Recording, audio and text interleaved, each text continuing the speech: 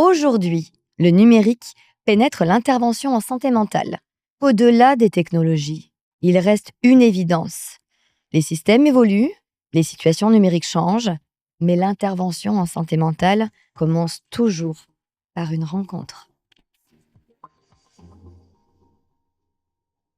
Bonjour Vincent. Bonjour. Aujourd'hui, tu nous ouvres les portes du 3e épisode, l'émerveillement, mais en innovation responsable.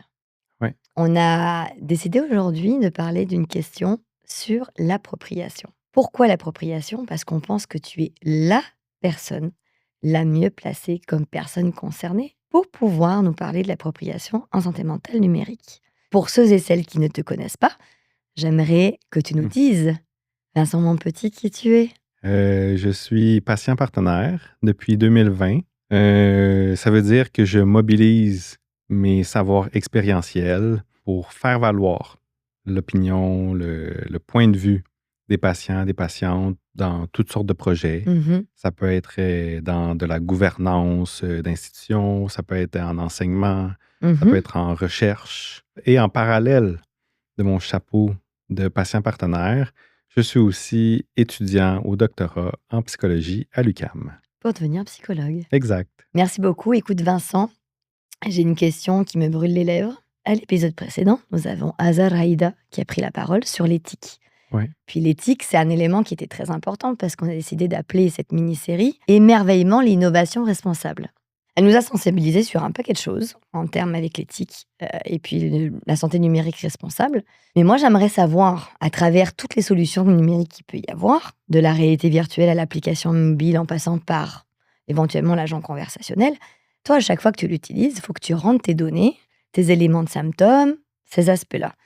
Donc moi, je voulais savoir comment tu gères le fait d'ouvrir ton intimité en santé mentale et comment tu gères de pouvoir donner ces données à ces solutions numériques. Ben, j'ai tout le temps une réticence à donner autant de données. Donner, là, mais... C'est parfait, moi j'ai fait pareil. Donc on se donne, on donne. C'est ça.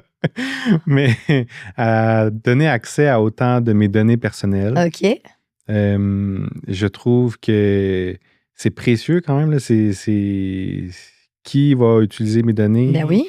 pour en faire quoi? Après, est-ce que les premières personnes auxquelles je donne accès, est-ce qu'ils vont partager ces données-là avec d'autres personnes? Oui, tout à fait. Et donc, à un moment donné, j'ai l'impression que moi, je perds contrôle sur où vont mes données. Même quand il y a le petit inscrito, vos données sont confidentielles dans cette solution numérique. Toi, t'en penses quoi de ces espèces d'avertissements positifs en disant tout est sécuritaire? C'est quoi ton avis là-dessus? Ça te sécurise ou t'as l'impression que c'est pas tout à fait vrai, entre guillemets? Comment tu te sens par rapport à ça? C'est qu'à première vue, ça donne une belle image. Oui. Mais après, si on creuse, puis si on va voir dans, je sais pas moi, la page 35 du formulaire de consentement, ou je sais pas trop, mais tu sais, dans les petits caractères, puis des en petits police, time 9. Ouais, puis que là, on essaie de comprendre, OK, mais c'est comment exactement est-ce que nos données sont protégées? Des fois... c'est pas clair? Non, c'est pas clair. OK. Par exemple, si nos données sont hébergées dans un pays qui a des tensions politiques, oui, tout à fait. Finalement, est-ce que même si la compagnie, elle semble sécure, est-ce que ça demeure sécuritaire? Oui, je vois. C'est un bon point, tout à fait. Donc, la notion de données, il pourrait avoir peut-être des entités comme Obvia. Toi, t'en penses quoi par rapport à ça? Ce genre d'entité-là, je pense que c'est nécessaire. Il faut le faire. À la base, là, il faut le faire. Clairement, OK.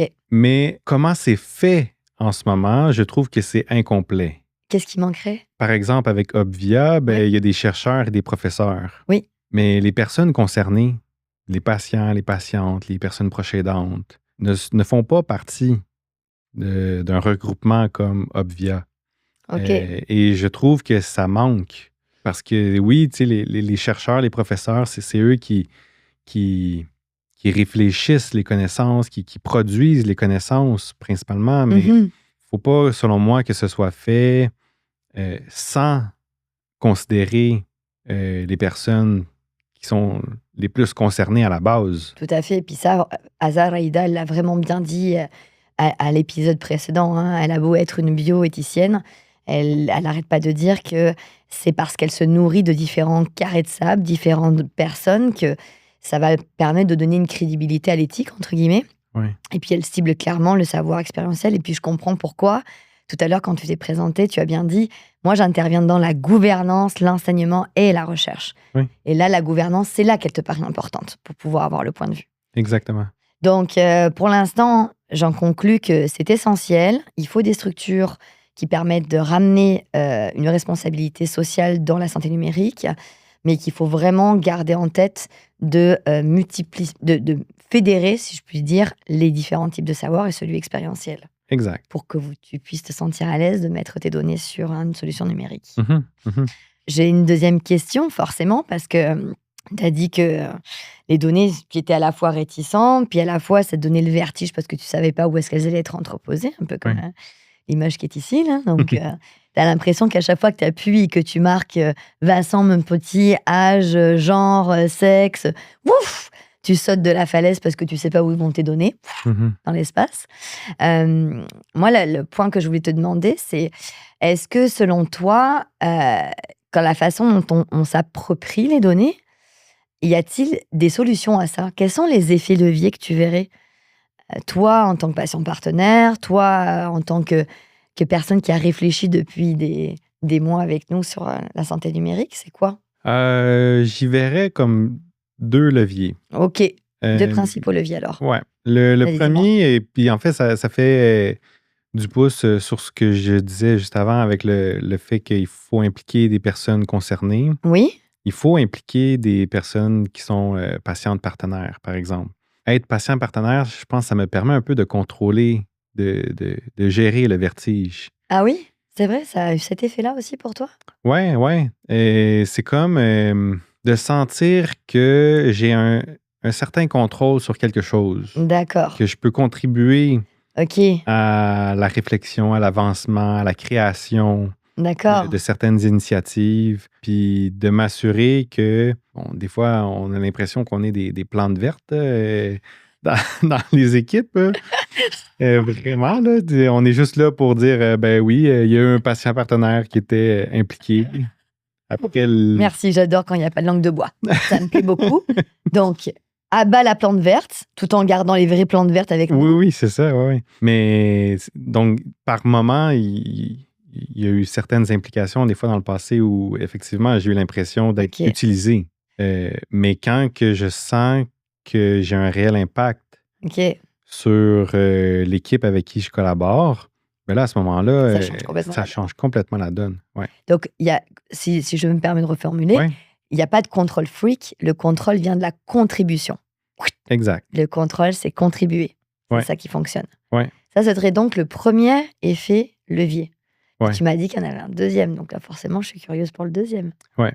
Ben là, à ce moment-ci, j'aimerais faire un lien avec ce que Pierrick A dit dans le premier épisode? a dit dans le premier épisode. Ok, plus qu'Erel.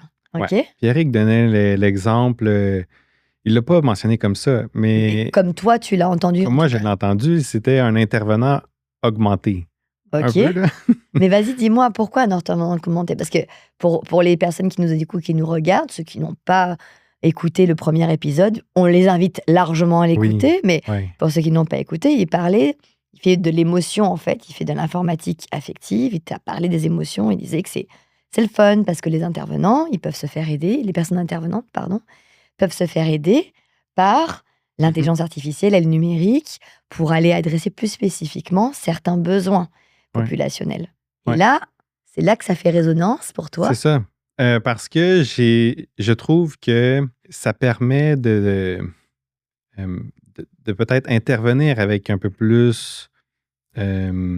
De spécificité, plus d'optimisation de l'intervention pour Ouais, certaines ouais. personnes. On On optimise optimise Ok. l'intervention par la solution numérique qu'on choisit de prendre. par la solution numérique, mais après, je pense qu'il faut que l'intervenant garde un certain jugement Ok, par rapport à, ben, d'abord, est-ce que je veux l'utiliser. Oui, bien sûr. En Si tant qu'intervenant, tu veux dire? Oui, en tant Comme qu'intervenant. on te voit, toi, Oui, non, toi, seule oui, c'est ça. personne concernée. Donc là, on se met dans la peau de l'intervenant. Comme intervenant, est-ce que moi, je veux l'utiliser, la santé numérique? Exact. Puis si je veux l'utiliser, ben, comment est-ce que je l'utilise? OK. C'est quoi l'impact? C'est quoi les répercussions que ça Oui, peut avoir sur la personne que je vais oui, aller aider? Mais aussi, c'est quoi l'image que je projette oui. au patient, à la patiente, du fait que ben, je suis un peu un intervenant augmenté par l'intelligence artificielle. C'est très bon, intervenant augmenté. Je pense que ça, c'est parce que tu as un savoir, cette fois-ci, qui est scientifique et pratique. Et on parle de réalité augmentée. La réalité augmentée, c'est le fait de combiner un élément virtuel avec un élément réel. Donc, j'aime bien intervenant augmenté. Dans la littérature scientifique, on parle d'intervenants virtuels ou réels. On parle aussi de milieux in virtuo ou des milieux in vivo. Mais là, on a un intervenant augmenté. Donc, Ouais. l'intervenant augmenté, ça peut être très optimisant pour l'accessibilité aux soins. Mhm. Ça peut être très facilitant, à l'image de ce que nous a dit Pierrick. Mais tu dis d'un autre côté, il faut être à l'aise de le faire, en conformité avec ça, Mhm. et avoir le discernement clinique pour dire cette personne avec un besoin particulier, ça va super bien fonctionner. Cette personne-là, ça risque de pas très très bien fonctionner. Mhm. C'est ça le balancier, entre guillemets. Ouais, ouais. Puis si je me mets à la place du patient, moi, j'aimerais le savoir que Qu'est-ce que tu veux dire? J'aimerais bien l'intervenant. le savoir. T'aimerais savoir qu'on va te proposer un intervenant augmenté? Ouais, Ouais, ok. que j'aimerais le savoir, moi, que l'intervenant a décidé d'utiliser tel outil Oui, ouais, je vois ce que tu veux dire. au même titre que s'il utilise, je sais pas, une grille d'intervention Oui, ou, oui. tu sais, je vais le voir, puis si jamais je me sens pas à l'aise, ben, tu sais, je peux lui dire. Ok.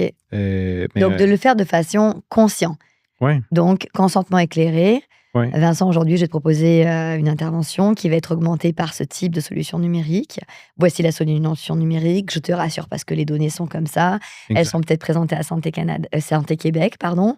Voici les éléments. OK. Ouais. Donc ça, le consentement éclairé par rapport à l'utilisation d'intervenants augmentés, il est capital pour toi. Ah, totalement. Ouais, ouais. Totalement. D'accord. On voit le paraverbal. OK, parfait. Donc, si tu es d'accord, j'irai vers une troisième question. Ouais. C'est peut-être presque une question d'ouverture. Les intervenants augmentés aujourd'hui, Mhm. autant, mais c'est une belle question que tu me proposes avec ce terme-là, parce que moi, j'ai commencé il y a quelques années, la réalité virtuelle, c'était très coûteux. Donc, les gens qui voulaient se lancer sur les solutions numériques en réalité virtuelle, Ouais. elles devaient asseoir économiquement et elles devaient être certaines qu'elles puissent avoir un support financier pour pouvoir le faire. Mhm. Mais aujourd'hui, tu es d'accord avec moi, entre les applications mobiles et les agents conversationnels, il y a une forme de gratuité à l'utilisation des solutions mobiles. Mhm. Et moi, je voulais avoir son avis. Et puis, je ne veux pas avoir l'avis d'un économiste, tu as bien compris. Je ne veux pas avoir l'avis d'un juriste. J'avais envie d'avoir l'avis de Vincent, mon petit patient partenaire. Qu'est-ce que tu Mhm. en penses, toi, du modèle économique sur les solutions numériques actuelles? C'est attrayant Oui, d'avoir des solutions qui sont très accessibles financièrement. financièrement ou tu sais, par la gratuité. Oui, c'est ça, tout à fait. Euh, Parce que Pourquoi? Ouais, le coût de la vie augmente, c'est vrai. puis d'avoir accès à des services, c'est pas toujours facile. Mhm, Des fois, on peut se tourner vers le privé, mais là, ça coûte quand même cher, hein. tout à fait. Et donc, d'avoir accès à des outils qui sont gratuits, Mhm. ça peut aider beaucoup de personnes. Après, c'est gratuit, mais à quel coût, si je peux le dire comme ça? Oh, oui, tout à fait. Parce que si c'est gratuit, ben, il y a quelqu'un Qui doit payer. qui doit payer. Mais c'est qui ou puis comment? Puis comment? Par Est-ce quel que c'est moyen? par l'utilisation des données des utilisateurs? Oui, tout à fait. Que oui, c'est gratuit, mais qu'on donne accès aux données, Faire du profilage éventuellement. par exemple. Ouais. Ouais.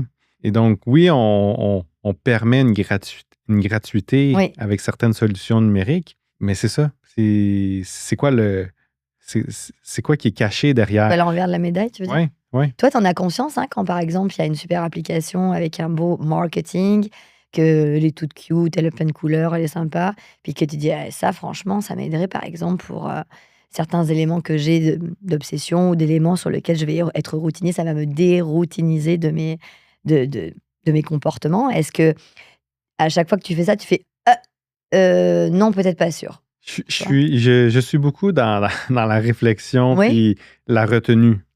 Ok. RR. Réflexion retenue. Ouais. D'accord. Ok. R au carré. Ok, R d'accord. au carré. Mais vraiment, puis des fois, c'est comme, est-ce que, tu sais, des fois, je vais aller lire, Oui. par exemple, sur la protection des données. Que tu disais, la page 34 écrit en time 9. Oui, c'est Tu ça. vas quand même lire la page 34 en time Peut-être 9. pas, là, Mais quand même, tu vas essayer de le faire, c'est ça? c'est ça. Ok, parfait. Et des fois, si ça devient trop compliqué ou trop nébuleux, ça m'intéresse pas. Puis je vais pas aller de l'avant, par exemple, avec utiliser cette application-là, D'accord. même si elle est gratuite, Et même si elle est sympathique. même si elle est sympathique. Après, s'il faut payer, c'est quand même un grand bloquant parce que tu payes, mais tu payes pourquoi? Tu sais, des fois, on va Ouais, présenter c'est vrai, c'est vrai. des images, ça peut ressembler à quoi l'utilisation? Oui. Mais est-ce qu'une fois que je suis dans la solution numérique, est-ce que ça correspond réellement à ce que je veux, à ce que je recherchais? Est-ce que ça répond à mes besoins? C'est pas si évident que ça, en fait. C'est hein. pas si Donc, évident. là, c'est un point important qui va donner la main d'ailleurs à l'épisode qui va arriver derrière avec Ouais. notre invité mystère. Mais c'est vrai que tu nous alertes aujourd'hui dans ce balado du réflexe humain pour justement avoir le réflexe Mhm. de faire R au carré. Ouais. Donc, de réfléchir et de se retenir avant de se jeter dans la réponse à un besoin immédiat par la santé numérique. Ce Exact. serait ça? Ouais.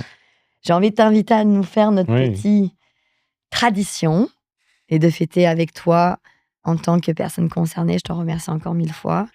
De santé, Santé mais en numérique, bien sûr. numérique. Bien sûr.